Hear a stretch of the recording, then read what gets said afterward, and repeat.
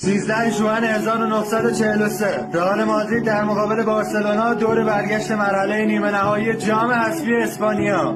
قبل از بازی آقای سانتیاگو برنابئو از هواداران خواسته بود که ورزشگاه چامارتین رو پر کنن. برنده این بازی باید در فینال به مصاف اتلتیک بیلبائو بره که اون سمت والنسیا رو شکست داده. یه ضربه کاشته برای رئال مادرید در دقیقه 5 و حالا پرودن دروازه رو باز میکنه. همون اول کاری نشون میده که توی چامارتین رئیس کیه. ضربه سر رو میزنه، آنتونیو میسازه و باریناگا رئال مادرید رو به گل دوم این دیدار میرسونه. ورزشگاه رو منفجر کرد این بازیکن.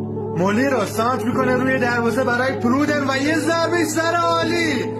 حرکتی رو آغاز کرده آلونسو، یه بازیکن رو جا میذاره پاس برای پرودن و توی دروازه هتریک. چه آتیشی رو به پا کرده پرودن در ورزشگاه. آلونسو کورتا رو دریبل میکنه، میخواد از همونجا شوت بزنه، ضربش رو دیدنی میزنه، تاق دروازه لوئیس میرا فرو میریزه. چه گلی زده از وسط زمین آلونسو. کاش جایزه‌ای برای زیباترین گل وجود داشت. حالا اونجا ساوتو پاس میده به مولی رو، از بین دو بازیکن میفرسته واسه پرودن. حتی گل شیشم برای رئال مادرید تو راه. آنتونیو بالاخره زهرش رو میریزه. دارن بارسلونا رو تأخیر میکنن کهکشانیا. سانت روی دروازه و این هم گل هفتم. باریناگا که دوباره چامارتین رو به خروش در میاره.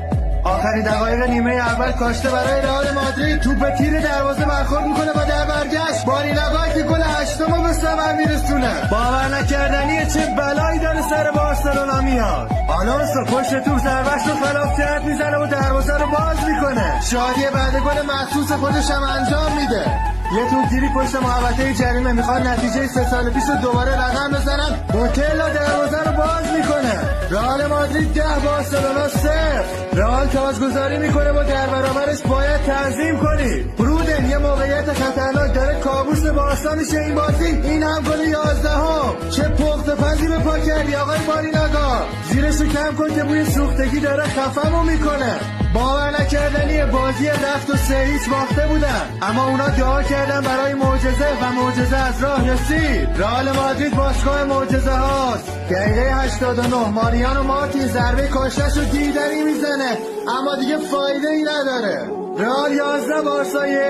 چه شبی شد واسه مادریدیا و چه طولانی 90 دقیقه های این ورزشگاه. در تاریخ بنویسید رئال مادرید پادشاه اسپانیا، امپراتور اروپا و سرور تمام